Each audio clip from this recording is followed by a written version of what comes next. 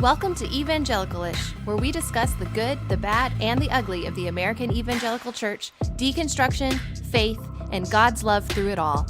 Join us for these episodes live on our Evangelicalish YouTube page on Wednesdays at 9 p.m. Eastern, 8 Central, and 6 o'clock Pacific. Let's journey together. Well, hello, everyone. It is good to see you tonight. It is another awesome episode of Evangelicalish. I'm Jeremy. And I'm April. And it is good to see all of y'all tonight. As a matter of fact, just a quick word of encouragement of how grateful we are for every single one of you who takes time to either listen to the podcast, show up to the live stream. The amazing group that we have in community that comes to the live stream every single week is awesome. If y'all would take a second, favorite podcasting platform, drop us 5 stars on that podcasting platform and write a review. Let people know why they should be listening to Evangelicalish. And if you haven't had a chance yet, join our Facebook group. We've got a really great Facebook group. If you're on Facebook, come join us there. It is a private group where we have really great discussion, behind the scenes conversations, funny conversations. So join us there. And if you don't already follow at Evangelicalish on TikTok, go ahead and follow us there. Drop a like, a comment, and subscribe if you haven't already here on YouTube as well. So anyway, super excited that y'all are here with us tonight. Super excited to be with April. We've got an awesome guest tonight. Paul is actually out tonight. We learned earlier this week that Paul's mother-in-law has passed away. And so our thoughts, prayers, good vibes, all of those things with Paul and his family and his wife, Ashley, in particularly. And so anyway, super bummed that he can't be here tonight. But obviously family comes first. Yes. And we encouraged him, obviously he's such a good sport. Like he was like, guys, I just hate to miss. And we were like, no, man, you got to go be with your family. So anyway, but April, I'm excited about tonight. Good to see you tonight, by the way. Thank you. Thank you so much. We do have a really awesome guest tonight. We have Jay Crumb, who is a rapper and producer from Nebraska, and he is owner of Streetlight Sounds, and he released a fire single recently called Clarity about deconstruction. And I don't even need to explain it because I'm going to play you a little bit of his official music video, and then we will bring him up. So hold on, I gotta share the screen. Here we go. Okay, we can see that. We'll go full screen. All right, y'all listen to this and then we'll be right back. Yeah. Lately, I've been questioning all my traditions. Like, is my mindset just a byproduct of my religion? If I continue in my left without a pot to piss in, my politics ain't lining up, that's where I found the distance. I bought my fist up and I proudly put it in the air. And then they tell me that I'm Marxist and should be aware. Ain't trying to step in your cathedral with my nappy hair. I seen your Jesus European, his complexion fair. How does it feel to know his skin was probably black as mine? I know some pastors that be triggered if they heard that line. Like, why you make it black and white? Well, I experienced the blackest nights within the walls of your creation. Been fighting to find a light. Your blonde hair, Jesus ain't no friend of me. Don't pretend he ain't the king of white supremacy. They manipulated scripture just to paint a tainted picture. Let me present you with some truth so we can tear down all your fictions. I've been searching for some clarity these days. I've been learning every part. I've been building my dexterity these days. I've been learning every score. So, we'll go back. Anyway. I have an issue that you cut that mid. I know. I didn't want to cut it, but you need to just go listen to it, stream it. Yes, please go stream it. Go stream. Let me bring him out. Someone said they didn't catch his name. Jay Crumb, J-C-R-U-M. He is a rapper, producer from Omaha. He's an award-winning rapper, I think, right? You've won some. I won a couple. Yeah, I won a couple. Won a couple. Yeah. So welcome, Jay Crumb. Jay, how's it going? Josh? Yeah, it's good. We're so happy that you're here. I'm happy to be here. So that single is straight fire. just like the fire burning the pictures of white Jesus. Right. I full transparency. I've streamed it on iTunes. Right. I had not gotten a chance to see the music video yet. Yeah. And then when you said that we were going to play it tonight, I was like, oh, I'm gonna wait to see it, like, and react in real time. Yeah. The imagery is Mhm. ridiculous, man. Thank you. Like, I mean, so let me ask you this just real quick, and I know we've got other things to talk about, but when you shoot a music video, do you produce those and do the stuff on that as well, or do you hire a director and stuff like that to kind of get some of those images? Yeah, it just depends. So that video in particular, I needed somebody to kind of help make the vision come to life. Yeah. So I hired a guy. His name's Gavin. I was really nervous about pitching the idea. You just go to random people. And, how does that conversation start? Now hear me out. Hear me out. We're going to burn a picture of Jesus. That's exactly how I go. I was like, hey, listen, you cannot do this if you don't want to. I completely understand. The full transparency, I'm burning pictures of white Jesus in this white movie, Jesus. Is that something you would like to be a part of and have your name on? That's good. Is that something you want your name on? Yeah. And so and he was like, dude, I would love to. Yeah, down with the man. Just all this, down just with like, the man. Yeah, super. Love it. I was like, all right, I don't know. That's what I mean, but I'm cool with it, man. Let's do it. And so he was like, so he even had some cool ideas as well of things that we could add to it and everything. And so, but yeah. So with that one in particular, he helped out a lot with. So shout out to him. Did you get some pushback for those picture burning? Yes, absolutely. I'm sure the white folks did not like that you burned the white Jesus. They did not like that. And it was just a lot of like, this is demonic. This is heresy. Demonic. This is what happened to you. This is just causing more division. You're focused on the wrong thing. So I've been a hip hop fan my whole life. I remember so my parents were very conservative. Yeah. And they only allowed me to listen to Christian music. Okay. And so at night I would I had a stereo next to my bed, but it had a headphone port on it. And I would tune into the local hip hop station. And so that's where I fell in love with like NWA and Tupac and Biggie and like all those dudes like back in the 90s, right? Yeah. And so from then, so Christian hip hop obviously took a major turn, like with really starting probably with Cross Movement and then into Lecrae and a lot of those guys.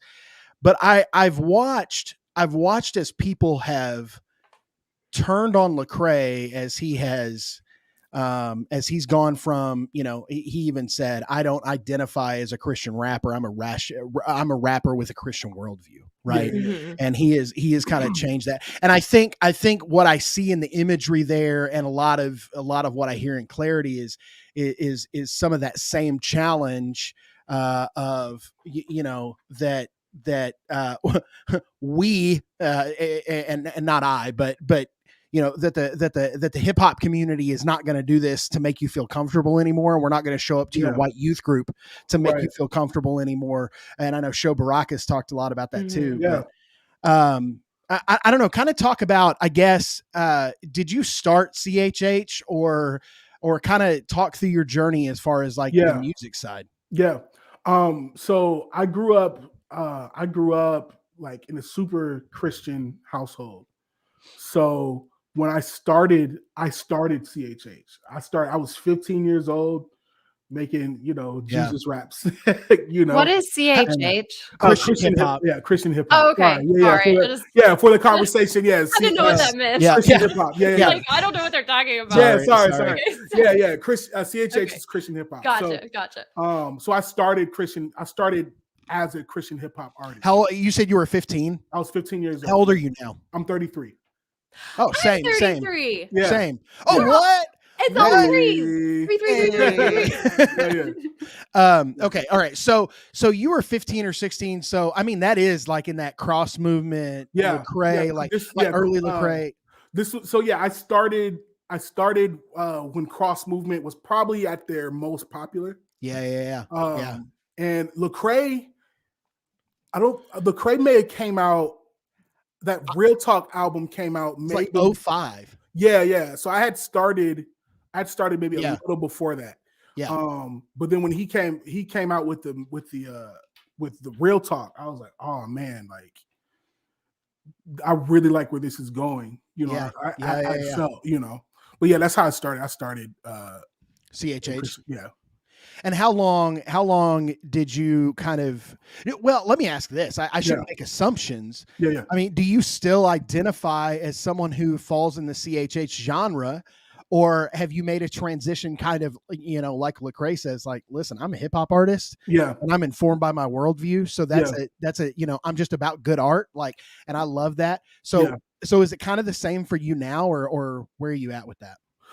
Yeah. So I have made I've made a transition probably in the last like year or so of just being like not even just in hey everybody, I'm not a Christian rapper, I'm a rapper that's Christian or whatever. I didn't even do that. I did that, but like I think more even in so my content and the things I talk about, the things that I address even in just on social media, things like that. Like I've kind of made a switch over the last couple of years. Just I guess to answer that question. I did notice in your Spotify list, is Clarity your only explicit song that has had the E? No, I have a couple. Oh, okay. I didn't know. I didn't know if that was like a graduation too. It was though. So that was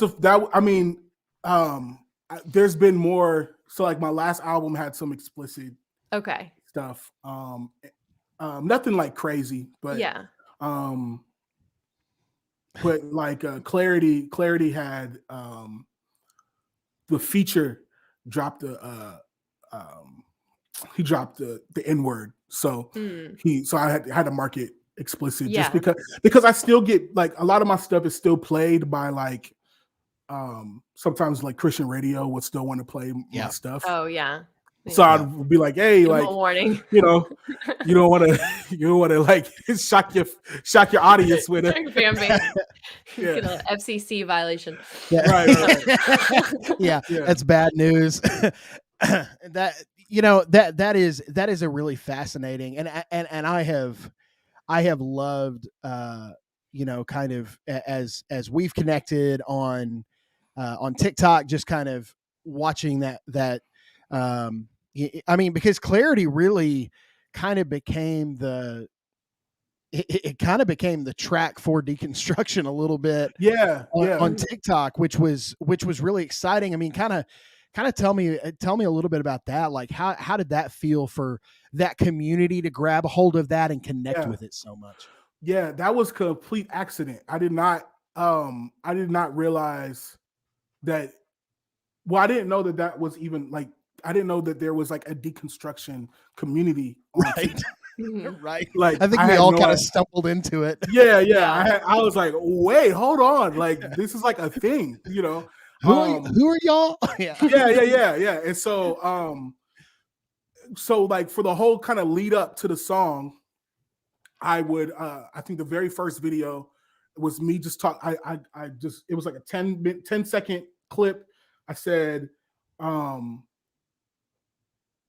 in 2008, I was at a white evangelical church and they made jokes about Obama being assassinated. This is why I wrote Clarity, and I walked off the screen. And I did like 5 videos Ooh. of not even just like microaggressions and overt racism I experienced in church, maybe 10 seconds, and then said, hey, this is why I wrote Clarity. And I did all of that just leading up to the song. And so then when the song dropped, like there had been a lot of people just in anticipation of this moment.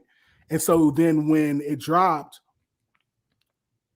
like people just grabbed a hold of it. And I found, and so that's where I found the community. So that's where I found April. That's where I found you. That's where I found Donnell. That's where I found like all these people who have been talking about, you know, these things for a long time. And so it was really cool to see like it like, you know, reach so many people in that way, you know. It's an anthem. That one line gets me every time, where you say, your blonde Jesus ain't no friend to me. Yeah.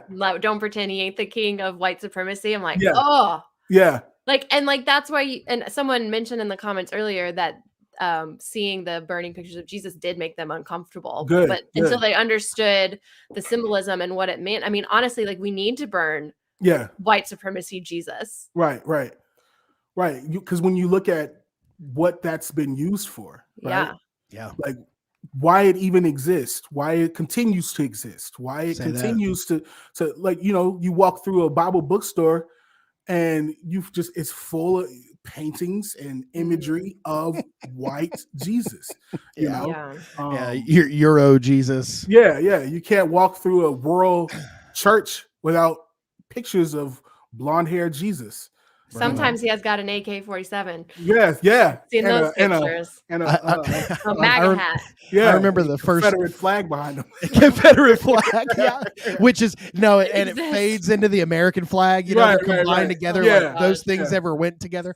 Right. The greatest irony ever. But the first full-time church that I worked at here in Oklahoma, it was in the Panhandle of Oklahoma, which is fucking middle of nowhere. But we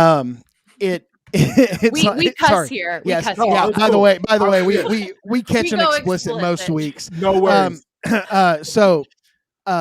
Anyway, but behind the baptistry, when I first got hired there, they were like, hey, you know, Ethel painted the painting behind the baptistry, and it's so great, and we're going to unveil it on your first Sunday. Like they were going to make like a big deal out of it. Yeah. I was like, oh, that's cool. You know, like I expected it to be something like really artistic and exciting. It was literally white John the Baptist baptizing white Jesus. I was like, hey guys, quick question. Like, do you think this is accurate?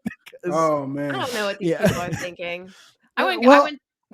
I went to get my haircut recently. Well, not mine. Went to get my daughter's haircut a few months ago locally, just like walked in a place. And then there was just a giant picture. It was a bare white wall and just a giant picture of a very white Jesus with like blue eyes and blonde hair, and his arms were open. I was like, ugh, this gives me the creeps. So Josh, I just want to ask, you know, I'm kind of fascinated by that journey. I saw a video that you put out maybe yesterday evening. It just popped up on my FYP after we met earlier today to get ready for the show.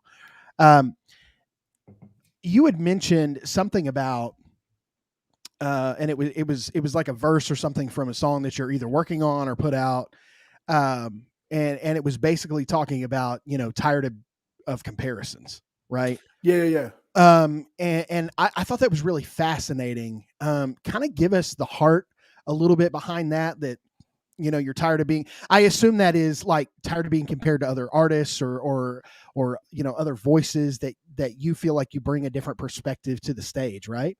Right. So that video in particular, where you're talking about comparison, I think it hinders like everything, right? Anything worth pursuing, with anything like, so to where you'll like for me, I had realized because I was putting out I put a lot of effort into my videos. I put a lot of effort into things like that. And so that's clear. So I'll put it out, and then like the algorithm maybe won't show it to many people. I can't break 200 views on a certain thing, and then I'll look at something else and I'll be like, I spent like 3 hours on this. Like, I can't break 200 views. Yeah. But then, I'll look at other people who aren't doing anything hardly, and they're, hundreds of thousands of views. And it's like discouraging, right? Because it's like, dude, I'm putting all this effort in. I'm trying really, really hard. I know it's good because it can do well on other sites. So I know something is going on here. But then it takes away from like me comparing, how things used to be, or comparing to other people, or all these things. It just strips all of the fun and all of the meaning and everything by just like comparing, out of the art. So yeah, it's all, and so it stifles creativity. It stifles all of that. And so because you're no longer you're not creating to be good. You're creating for like viral moments. Right. And that's like I've went viral before. Like it doesn't. Yeah. It's like, why am I changing it? It doesn't change your life. Yeah. It doesn't do anything. I still got to go to work. I still got bills to pay. You know what I mean? Like my wife still is like telling me that I need to take the trash out. Like it's still that's real talk. Like the world doesn't change because like 100,000 people saw your video. You know what I mean? Like it's that's a good reminder. And so just like comparison and just understanding that, like, keep everything with a healthy perspective, really. And that's kind of what it was for me. I had noticed, like, and I was like complaining about it. I was like, and it was affecting like to the point it was affecting my mental health, which isn't, that shouldn't happen. No. Like because my TikTok video got 200 views. Like I shouldn't be like sitting around sad because but it's easy to get into that, right? For those of us who spend a lot of time trying to create good content, on my the weeks husband she says goes he viral, doesn't make me that's take nonsense. the trash out on the weeks I go viral. Thanks, Betta. But I think that I think that is a good reminder that, for those of us who spend time trying to create and offer good content, like ultimately it's about the thing that you're saying. And can I lay my head down on the pillow at the end of the night and say, hey, I put something out there, whether people liked it or not, or whether people shared it or not, or whether TikTok algorithm did what it was supposed to do or not, like, which it never does. It never does. Did I say the things that mattered today? Did I love God well? Did I love my neighbor well? Did I love myself well? Like, the greatest commandments. Did I do those things today? And if the answer is yes, then you know what? Listen, if it flops, it flops. But I was curious about that because I didn't know if it was, because it could have been taken a lot of different ways. Yeah. And you could take it. So like, and I think the lyrics in that one particular was, seeing like other artists or even rappers that I feel like, like you're not like, you don't have bars. Yeah. You don't have bars. You don't, like, you're doing the bare minimum but it's like working for you, and I'm jealous. And so ultimately that's what it is. Like I'm jealous because I think that should be me, or I think I'm like, I feel like I work harder than you, and I feel like I'm more talented than you. So so that means I'm entitled to what you have, which isn't true, right? But like that's how, like that's really where that feeling comes from. It's like it's like this entitlement that Well, I mean, you look at guys like, I don't know. The first guy that like comes to my mind is like Lil Yachty. It's like my guy has no bars. Like, he has no bars. None. And here he is like making millions and doing whatever he wants to do. And I hear the stuff that you put out in the depth and the work. I have so I used to do hip hop with a couple of guys of mine, a couple of buddies of mine in college. Okay. We put out an EP. Like, I loved the craft. Now, what I figured out was I'm better as a fan. Like, I'm not, you know what I mean? Like, but like, so I have a real love for the craft. And so like when I hear guys like yourself who are like putting out bars that like have depth and matter and good production, right? Like all of those things. Thanks. It means a lot. And so it's frustrating when we hear the mumble rap, when we hear the, the stuff that just doesn't matter. And it's the, it's the stuff that's about like, I've had to learn to look at that as like a separate genre. Yeah. Yeah, because it is. It's garbage. Because it is, Well,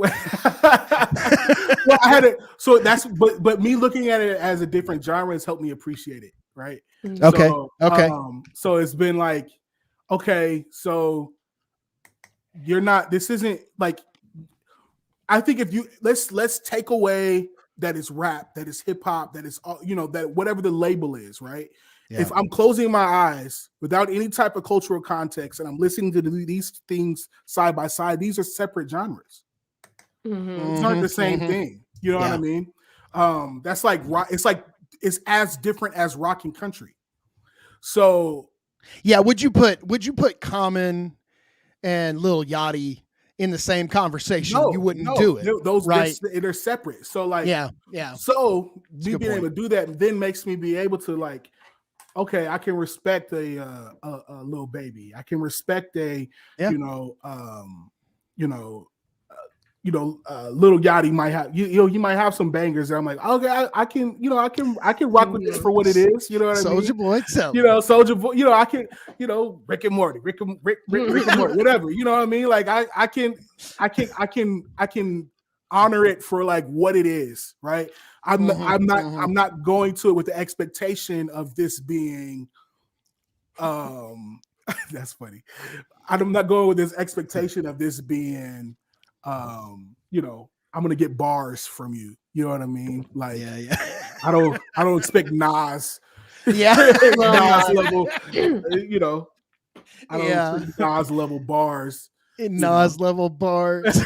Jay-Z. No, this is not going to be the Black Album, my friends. Right. It's not at all. Not at all. Yeah. Can I interject and like change course just a tad? Yeah. For yes, sure. absolutely. Because I really want to get to hearing some of your like story of like your church background. Absolutely. I know you said that you grew up Oneness Pentecostal. Yeah, I grew up. Strict. Yeah, I grew up in a very so from my like maybe 7, like my early childhood to like my late teenage years, I was Oneness Pentecostal. I grew up in a Oneness Pentecostal, very strict theologically Oneness Pentecostal church, where it was like if you had to believe like this, even if you claim Christian and you didn't believe like we believed, hell for right? You. Yeah, like you're leading people to hell. You need to be able to do it like us, or else you don't have it at all. Yeah, they would call people half saved. It was weird. It was half saved. Yeah, it was weird. It's like where does it come from? Yeah, it was just it was like no, like it would be like so like growing up, it was like they believed you needed to speak in tongues and be baptized in Jesus' name, right? Mm-hmm. So like if you spoke in tongues, but you were like baptized in the name of the Father, Son, and the Holy Ghost, then you were half saved. Or if you were baptized in Jesus' name and you didn't speak in tongues, you were half saved. So it was fucking weird, yo. Yeah. Like it was. Would you go to hell though? Like, did they say you would go to hell? Yeah. You like if you were half, you didn't get like. You were. The thing about tongues though, it's like a gift that I knew people that like try to get it for so long and just never get it. It's like, oh, I guess just God just hell for you. Yeah. Too bad. Yeah. No, it was. Yeah. That's what they thought. I don't know. There's no way. There's no like. That's exactly what. Like I can't even like make it better. Like that's No, I know. exactly. No, That's so in the Baptist life, we were definitely no tongues. Yeah. No And tongues. Baptists are opposite. In Baptist They're like, life, if you but speak in tongues, you go to hell. yeah, well, no, I mean they were like, oh, that's super weird. But their thing was, so they didn't require baptism. They didn't require tongues. Their deal was like, in a lot of Baptist churches, it was like, do you only read the King James Bible? Yeah. Mhm. Yep. And if you have been saved under the teaching of anything other than the King James, hell. It was like that for us too. Like it's King James, and like they thought like they were being like cool because then they would sometimes read the New King James version. So it'd be like, yeah, it's like, what's to say the New King James? It helps me understand it better. Like, yeah, that's Oh my nonsense. So kind of as you grew up through that process, obviously, growing up through that with your family, and when did you start to go, man, I don't know, like when did those questions start creeping in? I was 16. So I had started doing music. Right. Around 15 years old, I started doing music. So then I started getting booked for other churches. And as I'm getting booked for other churches, I'm going to all these different denominations doing music, and I'm seeing God move, right? And I'm like, yo, like I'm like, this is, I feel the same things here that I felt there. Like this, they're speaking about the same things here than here. Like something's not clicking, right? And so that's when things started. When I started asking questions, and when I started asking questions, like me questioning wasn't like honored. Me questioning was like, wasn't acceptable. It wasn't acceptable. Like I was, I was in, I was lacking of faith.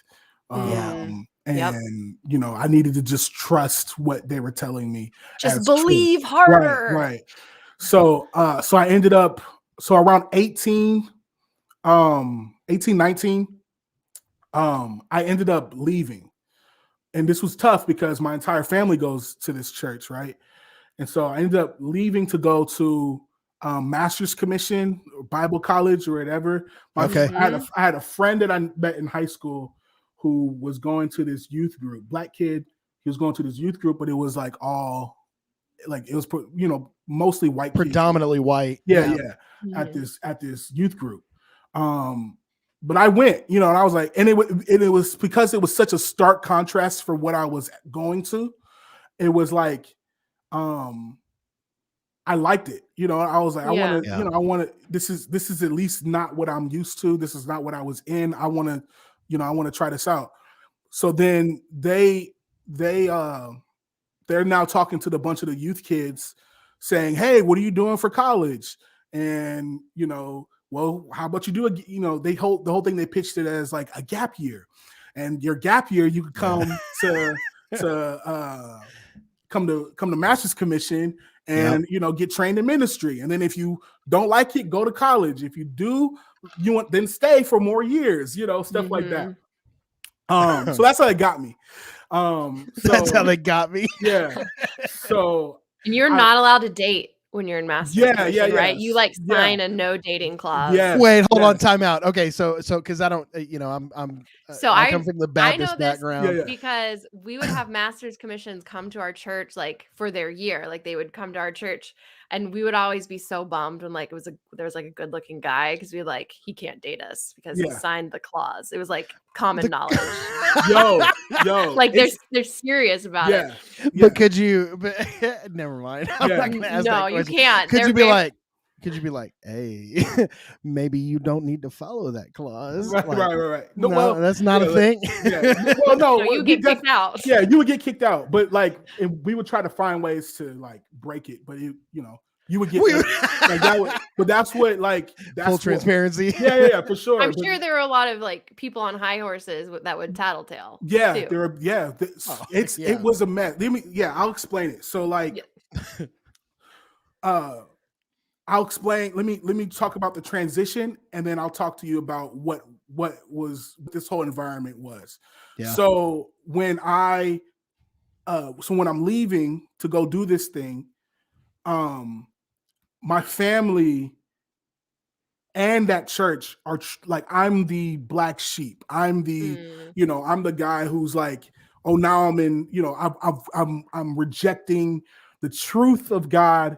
And I'm seeking acceptance somewhere else, and I've backslidden. Now I don't know anyone who's backslidden going to Bible college or whatever, but like I never knew that was like a like that's the you thing, went to right? Bible college and they told you. That was I backslidden and had been searching for man's acceptance for going to Bible college. Yeah. I don't understand. Yeah. So I was pretty much like excommunicated. The closeness of my brother and sister was gone. My mom, all of it, everything was kind of gone once I've left that church. So now I'm like, because all that's kind of gone, now I'm like, I gotta really, really lock into this now, right? This Master's Commission program. So yeah, the rules are, they don't really want you to work. They don't want work another job. Like they want you to have all your tuition paid up front. So, and then they want you to not work a job because you're working there pretty much. Do they cover anything or like? Your tuition covers everything. You pay for it. You pay for it. Up front. It's kind of like college, but there's no it's not accredited or anything. There's no right. Okay. At all. Yeah, it's like a lot of a lot of like a lot of the IFB Bible colleges that like are attached to churches. Then somewhat. So it's you pay tuition to be there.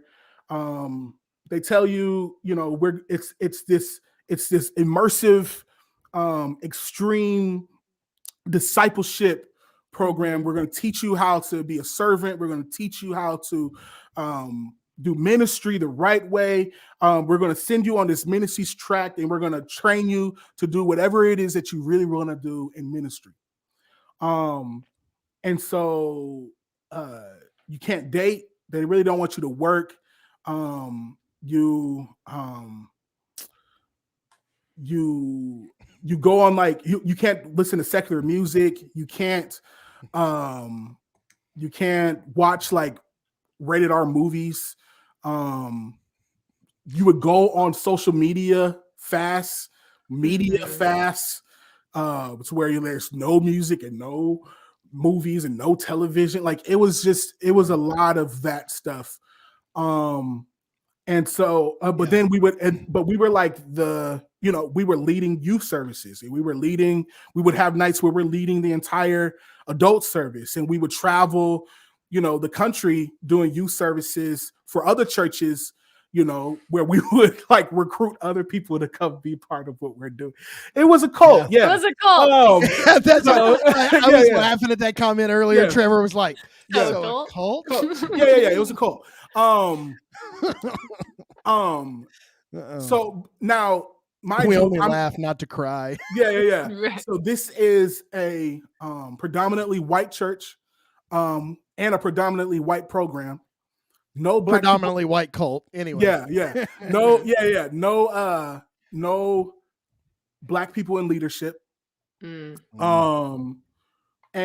the pastoral team are all family. So so that's problematic. Cult. Yeah. 1,000%. Cult. And we're in Midwest America, Middle America, right? So you know, All these things are not sounding good. No, none of it's it's good. sounding Where good, is this right? based out of? So Omaha, I can Nebraska. never go Yeah. there. Oh my God, it's Yeah. there What in Omaha. denomination does Master's Commission? Is it with the It's denomination? like I don't know. This one, Master's Commission, I think a lot of them are AG, but Yeah, Yeah, because I yeah, was with a lot of AG Yeah. people. I think it is Assemblies of yeah, God. yeah. And Oh so my God. and so yeah, so I was yeah, it was bite model 100%. And so I found early on I was very very like oppositional. Because like there was just things that I saw that just weren't right. Mhm. And Okay. so like my first year, Obama had just been elected. And so the churches, the cult or whatever is making a lot of jokes about and not even just jokes, but like just really problematic, saying really problematic things like he's a Muslim and like he's like the birther stuff and not that being Muslim is wrong, but like using it as like because he may be Muslim, he's he's a terrorist. He's a all these terrorist. different things, Yeah. right? They would make jokes about him being assassinated, and you know, they would say things like that, and they would like then catch me. They would see that I'm in the room, and they're like, "Oh wait, no offense, you know." Oh man. And I would like very early on, or they would come up to me and they'd be like, "Yo, what up, homie?" Like just like weird, just stuff. You put out, you put out a video about that here not too long ago, where you were like, you know, if and I think you were talking a lot about like white allies, but like if you come up to me and greet me in a disingenuine way, like, you know, what up, G, what up, you know, whatever. Right. And that's like, not how you normally talk. And that's like if you talk to everybody like that, then okay, like that's right. You grew up like that, okay, that's different than. But miss me with that if that's not you. Right, 100%. And so like, but those are the things that I'm experiencing, and I'm like combating it super, super hard at first, right? And they like threatened to kick me out for standing up for myself. And I'm like, and so because where I'm getting this from is from a lot of the leaders and they're all related, I'm getting like, well, you know, my sister married a black man. There's no way that I'm racist, stuff like that. And if you continue to do this, we're gonna kick you out. And then they knew about my family situation, and so they would use that as like, you know, we're the family that you have right now, you know. So like you need to know, like know that we love you and all this stuff, but we're the family that you have right now. So like, you know, bear with us. Get in line. Yeah, stuff like that, right? Gosh. That's like glorified kidnapping. Yeah. That's exactly what it is. Yeah. And so it was a thing where like, because I was afraid. Because like this doesn't work. I'm homeless. I don't have anywhere to go.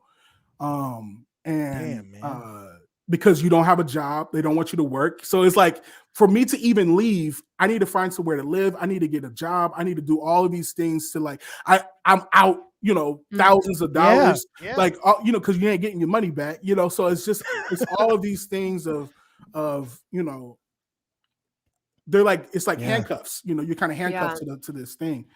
And so I started playing ball, you know, and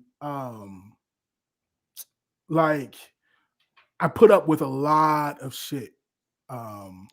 Being a part of this thing. A lot of, man, just crazy stuff where like the youth pastor,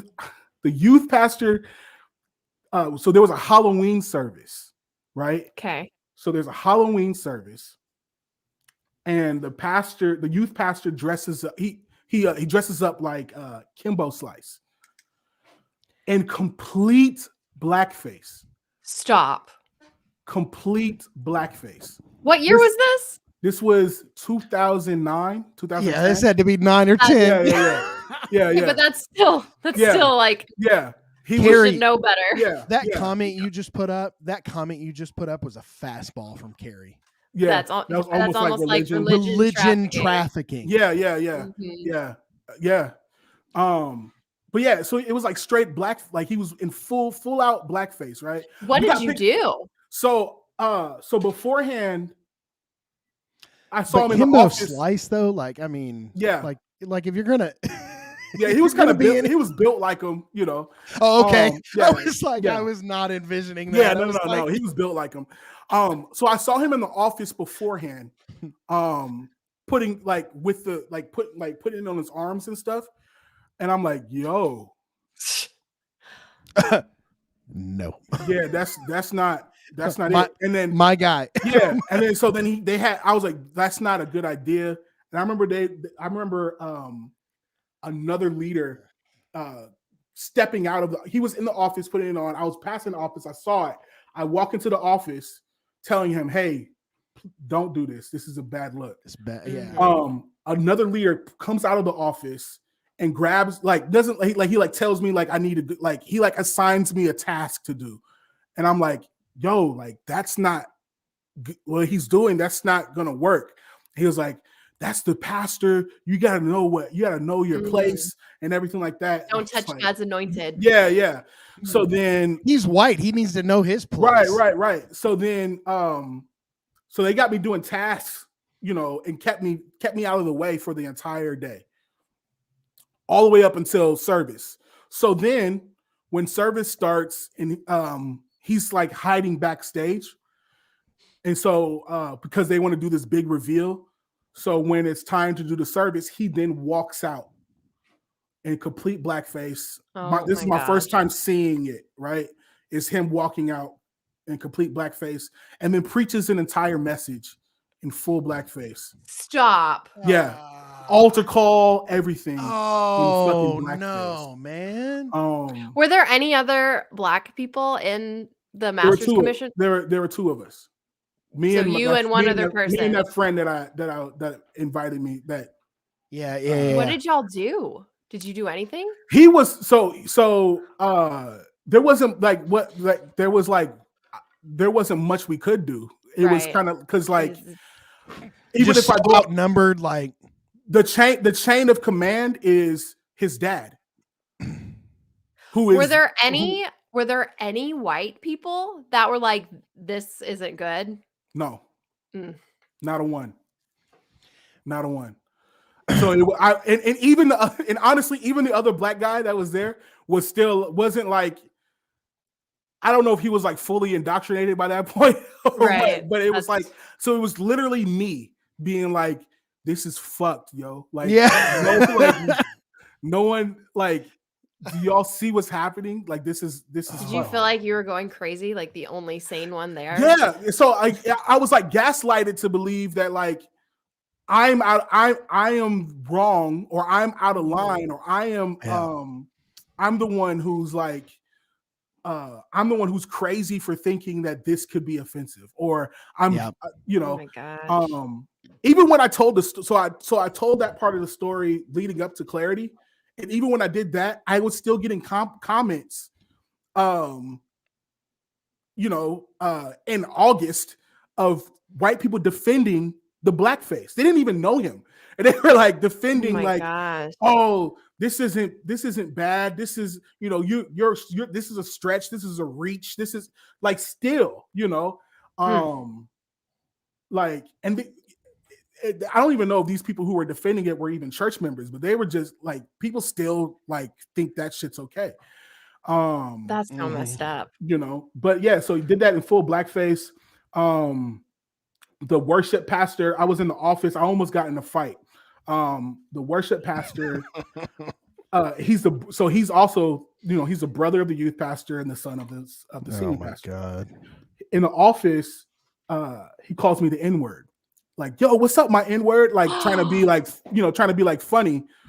And his wife's there, his kids are there, the senior pastor's there, his friend is there. And so I'm contemplating, am I gonna have to knock this dude out in front of his wife and kids? Oh my god. But I knew everyone's here. So if I respond in this way, I'm out of here. I already know I'm out of here. Yeah. At what point was this in your Like, were you there for a year? No, so I was there longer than that. Yeah, I was there Longer than longer. that? Yeah, I was there longer than that. Oh, man. I was there until I'm trying to remember. I was there probably 3 years. Wow.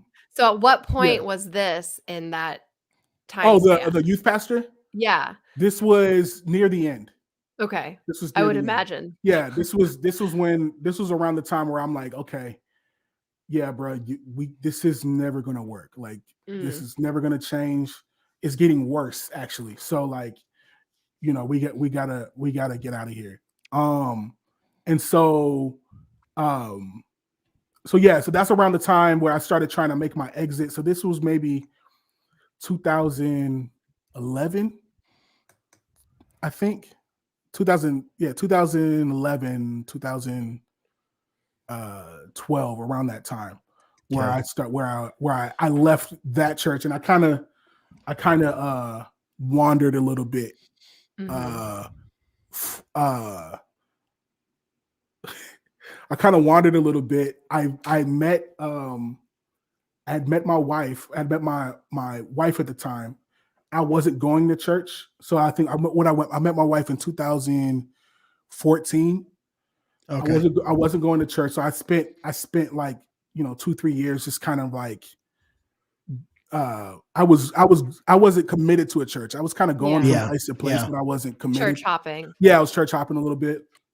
And then I met my wife, and I remember, man, I had wanted her so bad, man. I was like, dude, I just like, whatever you say, I would try to make it work. But I remember her saying like, hey, like I would, she was talking about, like, we were both talking about, what we wanted out of our relationship. And her thing was like, I really want to be with someone who goes to church. And so at this point, because I've been wandering and I haven't really spent time with my family like that for a long time, I end up going back to my parents' church, to my mom's church, to the church I grew up in. And so I did. So like, so I went back. I know I'm probably dragging a little bit, but no, okay, cool. You're good. I'm so in. All right, cool. Yeah. So I went back. So at this point, I've been wandering. I don't really have closeness with them, but I want it, right? I just want to be reconnected with my family.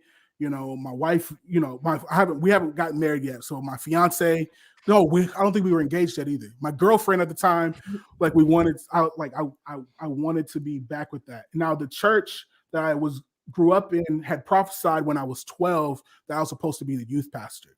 So that was a whole other thing of why they felt like I was lost, and I was, because I wasn't fulfilling the prophecy. Right. I wasn't in God's will for my life because I wasn't the youth pastor of that church.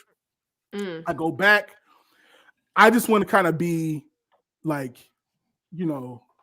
just a dude. Just a dude there. Yeah. Immediately, it's this, hey, like, it's time for you to be who, God said you're supposed to be. Right. And I had been so I think I had been so traumatized. So like this is what I learned in therapy. My trauma response is fawning. So like because it's like fight, flight, and fawn. Fight, flight, flee. No, I'm sorry. Fight, flight. Is there another one? I think it's just the three, isn't it? Okay, yeah. So fawning. So fawning for me it was my trauma response. Is that I will try to, in order to like not please the situation. Please the situation, I will be whoever you want me to be. I've been doing great to like break that, but that's what I've been doing. So yeah. So then, so I played ball, right, and I tried it. I tried being the youth pastor. I tried doing all of those things, and I tried for like 2 years. So during this time, I get engaged, and then I get married. We're all still there. and then like I'm just, man, it just wasn't it was miserable, man. And I remember my music career at this point is starting to take off, right? Like some really cool things are happening. I got invited down to Atlanta to a record label to talk with some people down there. So then, Freeze. Yep, that's what I knew the other one was. Freeze. I saw that comment too, and I was like, yeah. I knew Freeze. Just out of curiosity, do you mind sharing who that was with, or not really? Who? The church, the label. Oh, Reach. Okay. So I got invited. Since you said Atlanta. Yeah. So I got invited to go and talk with them. I was really excited, and so I told one of the pastors of the church that, hey, this is what's happening. And he was like, man, let me talk to you. I was like, dog, what the fuck, bro? So he was like, man, my fear, yeah. He was like, my fear is that all this music stuff is going to take you away from what you're really supposed to be doing, which is supposed to be the youth pastor here. All this music stuff. Like I don't think this is from God. I think this is really just a distraction from the enemy to take you away from the enemy, from this. And that was and so hearing that was like was the wake-up call I needed to realize that, like, I can't keep doing this. Like, I can't keep letting this happen to me, and so I remember telling my wife, I said, listen, this is where I'm at. This is like, I don't want to do this. I can't be here anymore. I don't know how you feel about that, but like, I can't be here anymore. And like, amazingly, she was like, I understand, I'm with you. And, I'm getting out of here with you, and so we both left. I had at that time, I had wanted to plant a church. Okay. That was, but my goal of planting a church was like, I want to plant something that is the opposite of everything that that was, abusive, right? So I was like, yo, like house church, something that's just not this. Like, I don't want, like, that church I came out of, they had done nothing for the community, right? They had people who were on like pills and like medication and sick, and like the church isn't doing anything for them, but the pastor's driving a Hummer and a Cadillac and all these different cars. It's all these, all these things. Yeah. Lives in an amazing house, like goes to Hawaii and Africa and all these different, like, just for vacation, just doing all these things, just like, having a blast. So I knew, like, when I was going to plant this church, I wanted to, I wanted it to be something that was different, right? Yeah. So I had a friend of mine. So that the music video that you saw with Clarity, I started going to that church where they were like, it was the first church that I went to where they said, hey, what is it that you want to do? And amazing.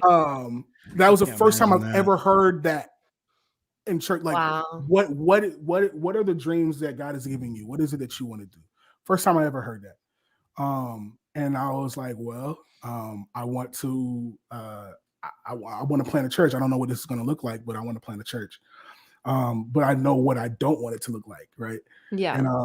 And so we started this process of like, of church planning and what this could look like. And, I connect, we were connecting with other people in the city and stuff like that.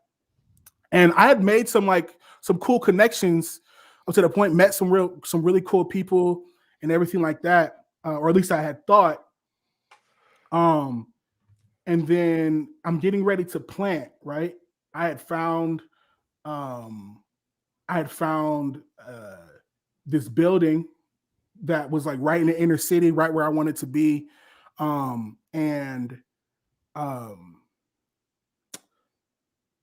had started, I had kind of one of the things that I wanted to do was in the inner city. I wanted to make sure that like we are talking about being, we're teaching, our community or how to be like financially literate. We're teaching all these things. Like we're teaching, we're trying to be a hub for this neighborhood to be everything that I believe the church is supposed to be. Right. Yeah. And so, we're talking about mental health. Like all of these things were like things that I knew I wanted it to be, wanted this thing to be. And so, we're getting ready to meet and everything like that. We're getting ready to launch, and then the very Sunday that we're going to launch, the pandemic hits. Oh, yeah. Dang. Good old Rona. Yeah. And so like the pandemic hits, and I'm like, damn. Okay, well, how do you plan a church in a pandemic? I don't. Is there books? Is there nope. Is there a podcast? Is there, is there a podcast? Is there a YouTube channel how to do this? And and so what I was doing was like I was doing like videos, and then like I would get like a bunch of like these Walmart gift cards for like our neighborhood, or that so that people in the neighborhood could get help with groceries and things like that. Hey. That's awesome. Because and that's how we did it through most of the pandemic. But it was like what I noticed was like people weren't as interested in like the message and the talk as much as they were with like the community stuff. Like yes, yeah. Like and I'm like, and as it's happening, I'm like, why do I feel like I need to keep doing this in this way, right? Why do I feel like I need to keep doing like, because basically it's just like a vlog. Like what am I doing? Like so that 10 people can look at my vlog because you don't, it wasn't a thing where like there were people saying like we belong to this church, right? Because it was a pandemic. Like I'm watching my live stream from the churches that I want to look at. I can do that now, which was fine, but it was something that was showing me that like my mind was changing on like what church could be. Or what church really is. And it was something where I was deconstructing and decolonizing before I even knew what deconstruction and decolonizing was, because I then began looking at, okay, what does church look like really? Well, it's a gathering of people. What is the church supposed to be? Well, it's supposed to be a beacon for community. Yeah. So not a power structure. Right, not a power structure. Like it's supposed to be the hope, right? It's supposed to be, the help. It's supposed to be, a place people can go to when they're hurting. So like, or a group of people they can go to when they're hurting, right? And so the hope, the help, the healing. Right. So so it was changing me on what this could look like, right? And so, which was very interesting because right around the time where I was having this awakening, George Floyd, Breonna Taylor, Ahmaud Arbery was just right? Yeah. And now for me, this isn't anything new. This is just another like, and I'm not saying that to like, I'm not saying that to say like, I didn't feel the weight of it. What I'm saying is, I felt this weight for years. I'm a Black man in America. This is a normal. It wasn't a shock for you. Yeah, it's not a shock for me. Of course, we've seen this happen. But because there's no sports, because there's no TV, because there's no movies dropping, America is forced to sit there and look at themselves. Yeah. And with everyone looking at themselves, now people want to talk about what's happening. Yeah. Right.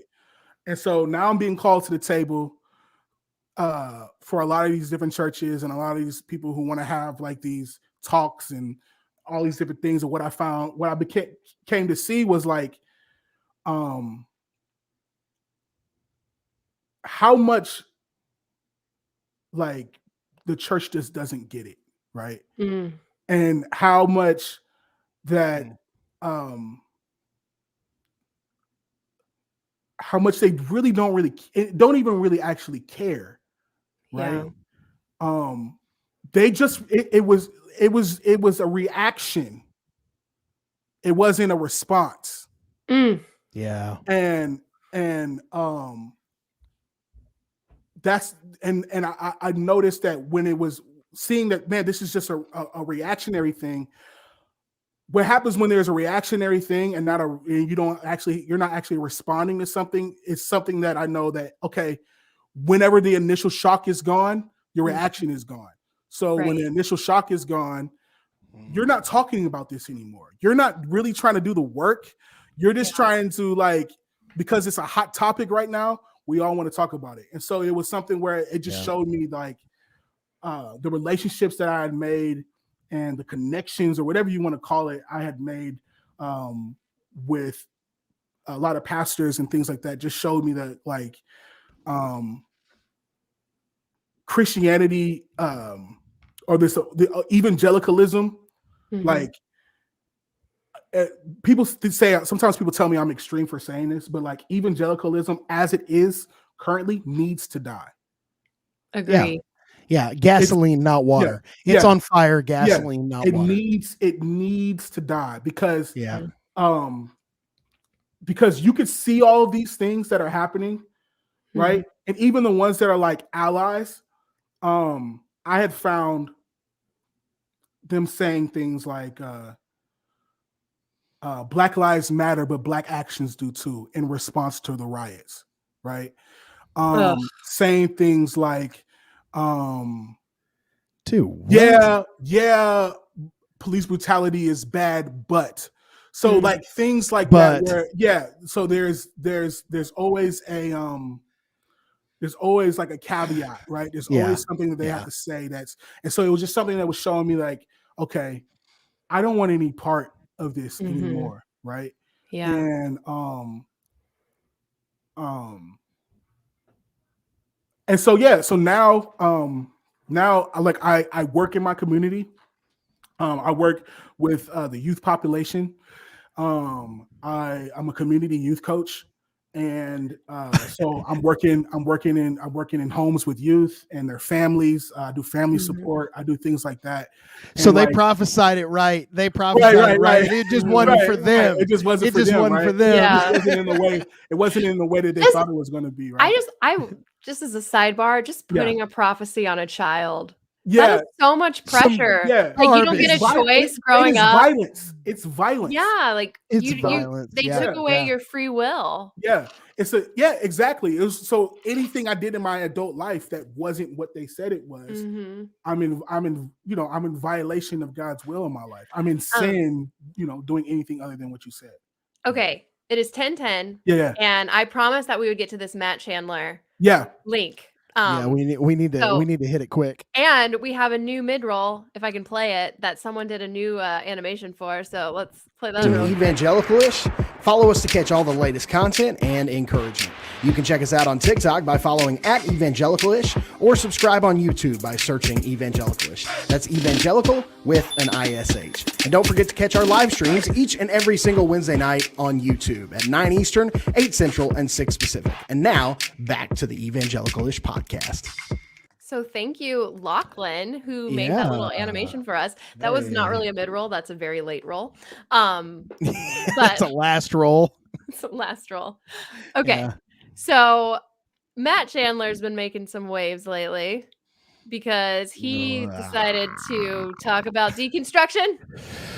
And here's what he said, and then we'll talk about it. You and I are in a day and age where deconstruction and the turning away from and leaving the faith has become some sort of sexy thing to do. I contend that if you ever experience the grace and mercy of Jesus Christ, actually, that's really impossible to deconstruct from. Yeah, is it But if Matthew? all you ever understand Christianity to be is a moral code, then I totally get it. Okay. All right. So, okay. So let's just go through the list. We've been told deconstruction is ushering in the end times. David Jeremiah said that. Deconstruction was the cause of slavery. That's what, what's his name? The guy that runs the AND campaign said. We've been told deconstruction. Really? Yeah. Did you not see that? It was a while back. No, He said deconstructionists were the ones that fought for slavery. It's like, no, that you got that backwards. But anyway, deconstruction is we would just want to live in sin. Oh, we want street cred. That was the most recent article. And now we're doing deconstruction because he thinks my deconstruction sexy. What's that song? My tractor's sexy. Yeah. Oh, yeah. My It's my that was tractor terrible. I'm sexy. sorry. So like, Josh, like you just told us your whole story. Like you've lost a lot of your community and your family. Yeah. Did Yeah, how sexy is do that? you think you would Right. describe that as sexy? No, I mean, not at all. Not at all. Would you describe that as Yeah, I don't know. Like, I don't know. I mean, like my wife thinks I'm sexy, but Hey. not because of my deconstruction. I'll tell you that. So, yeah, that's weird. That's a It's such really, a weird that's thing. a weird, yeah. Like what? Like you like to? They think like deconstruct. Like I just imagine they just think deconstruction is like we just like throw on a leather jacket and smoke cigarettes. Like what the fuck is wrong with you? No, there's no When leather you- jacket when- involved. when you, buddy. like, what do you think? What do you think is actually happening here? Right? Street cred? Who says that? That's weird to me. No, You know? Yeah, I want to know like where can I spend this street cred? Right. I got a zero balance. we should do the whole deconstruction. That trend. Right. So did you guys read? So obviously Matt Chandler got a lot of pushback for that because, Yes, to as be he fair, should. Matt Chandler has been one of the few, I guess, lesser problematic, like Yeah. evangelical pastors Yeah, in the last yeah, few yeah. years. Like he did speak out against Trump and seemed to be a little more level-headed than some So of I the think boldest.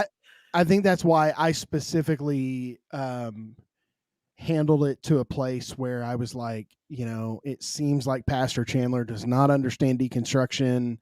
Like a lot of pastors across America, when I did a response video to this, I ran across this like early, Yeah. and I have some respect left. Even after this, I have some respect for Matt Chandler because he has stood in some of the right places. Well, right? and I think that's part of the nuances, right? People can get it wrong. Right. And they can also get things right. And that doesn't mean they're completely bad or completely good. Yeah. But so Matt Yeah. Chandler did reply. He posted on Instagram. I'll read it to you what he said. He said, "A few close friends have reached out to ask me to clarify a few points on the sermon clips where I mentioned deconstruction. Their concern was that some are thinking I am saying things I don't actually believe. It seems there are as many definitions of deconstruction as there are people going through what John of the Cross called the dark night of the soul, or even wrestling through significant and real church hurt. When I use the term, I am using it in the vein of its father, French philosopher Derrida, who believed that the meaning of a text was unknowable and therefore truth was not really knowable. Deconstruction doesn't mean doubt or theological wrestle or struggling through church hurt. I have the deepest empathy and compassion for those who find themselves wading in those waters. I certainly don't want to make things harder for anyone in those seasons and struggles and blah, blah, blah."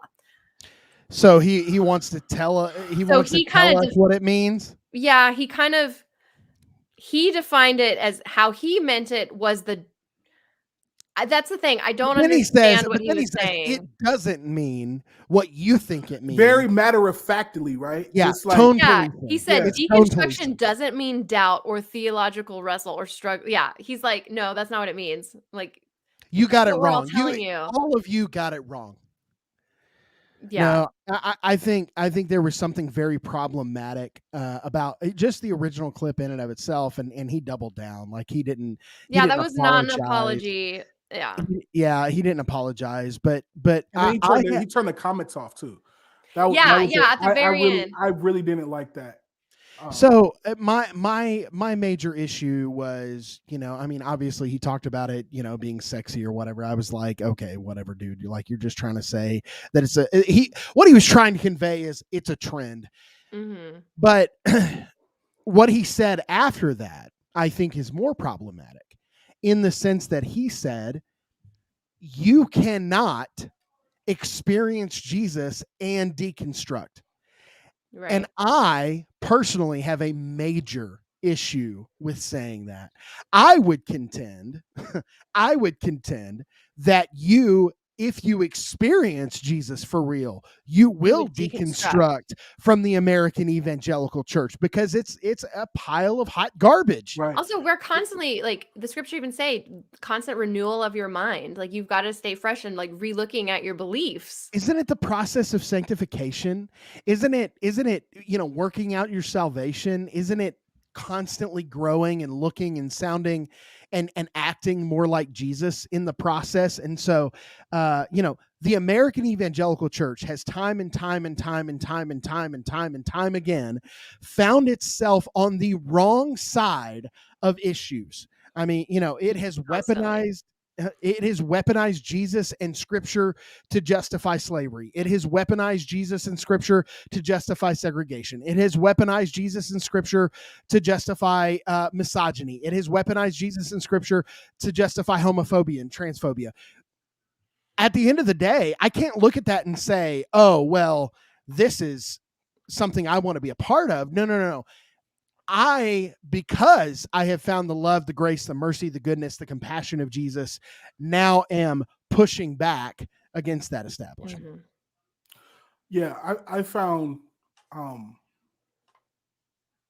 this. I feel like deconstruction doesn't have anything to do with God. Like, it has everything to do with what people have said about God. Mm-hmm. That's exactly right. The man-made beliefs. Right. Yeah. It's not God speaking for himself. It's the American church speaking We're not for God. Yeah. We're not pulling away from God. We're pulling away from, the harmful, the toxic, the untrue things that have been said about God. So as we come across things that we have found has been toxic, or we found things that have been harmful, we find things that are problematic, and denouncing and pulling away from those things and actively challenging those things within ourselves and within others. That's what's happening, right? And it's ugly, and it hurts. Not sexy. It has caused a lot of relationships to be broken. But like, I know for me, like, it's been necessary, Mm-hmm. So yeah.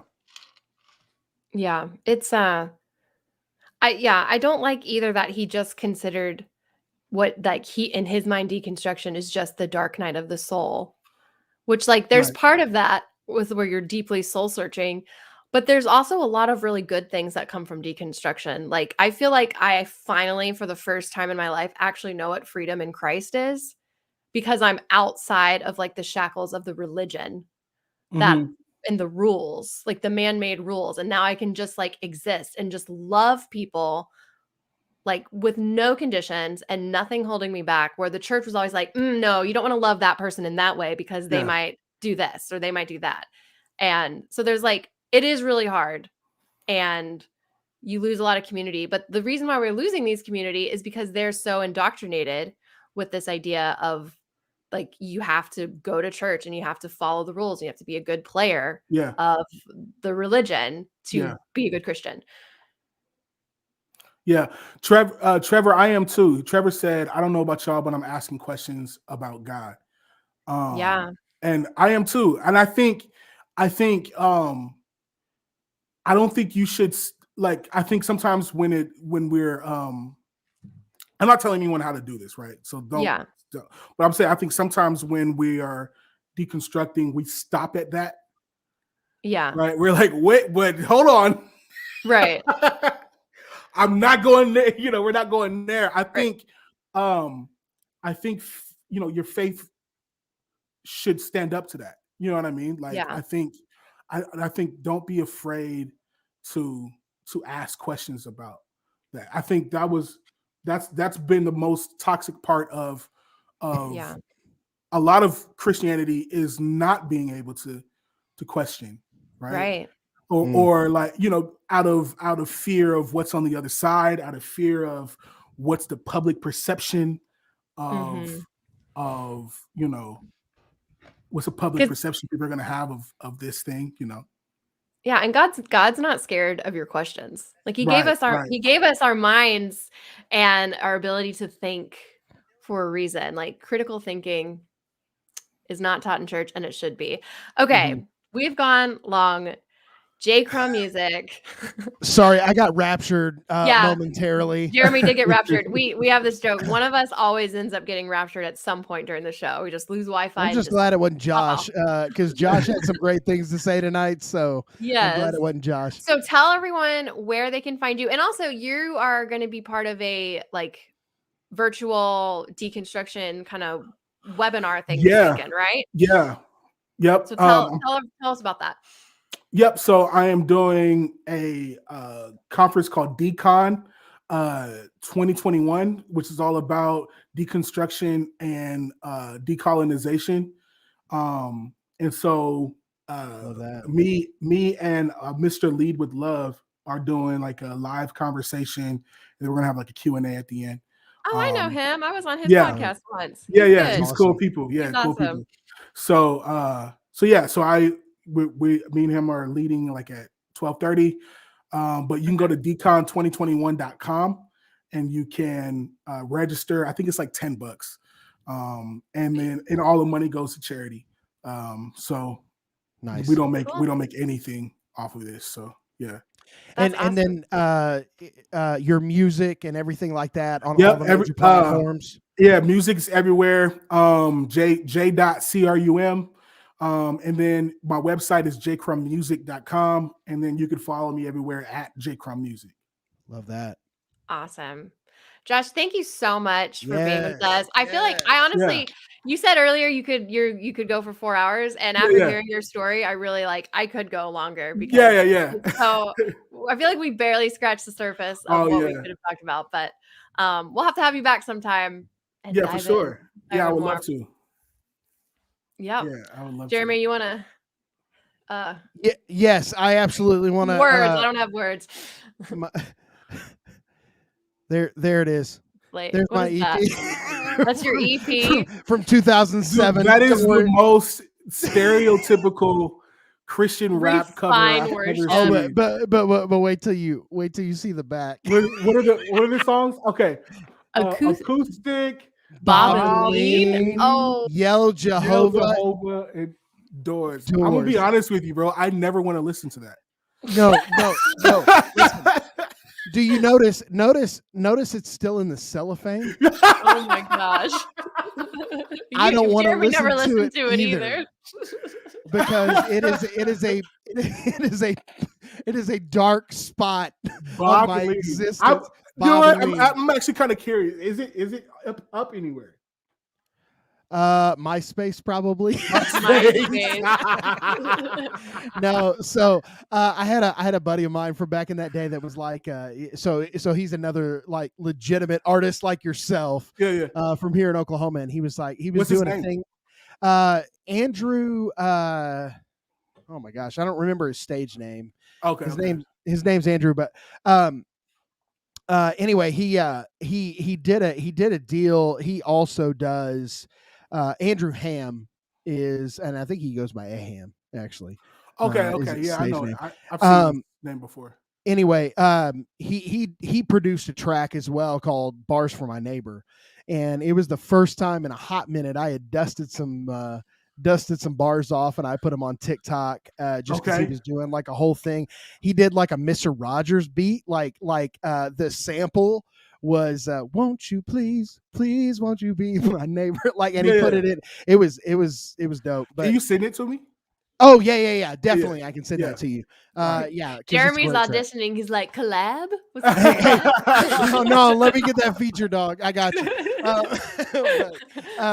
But yeah, no, nobody wants to hear that. So anyway, no, man, we're super grateful for you and super thankful for your music and for your art and the fact that you're committed to your art. That's so important. And just continue doing you, man.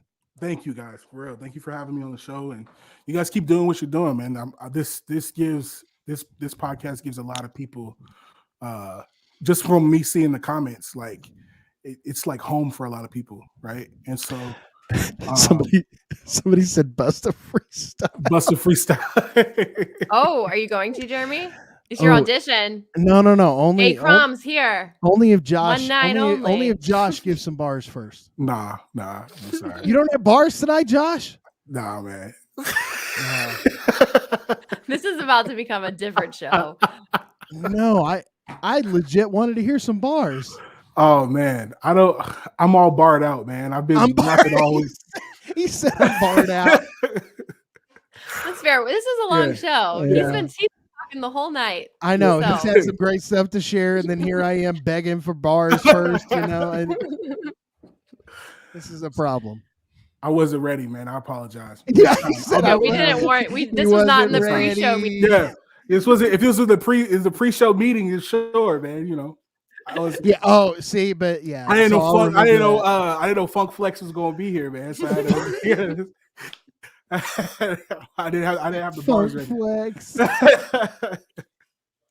Oh man. Oh, well, we've been trying to end the show for like 10 minutes now. Yeah, so. don't worry about that. Don't worry about that. I'm the timekeeper. Okay. All right. Yeah, we appreciate you, brother. Thank you so All right, much. no, I appreciate y'all, man, for sure. Oh, I end the show. I forgot I had the controls. I was like, who's running this thing? Yeah, no. We love you guys. Love God, love people passionately. No strings attached. We will see you next week. All right, Bye, guys.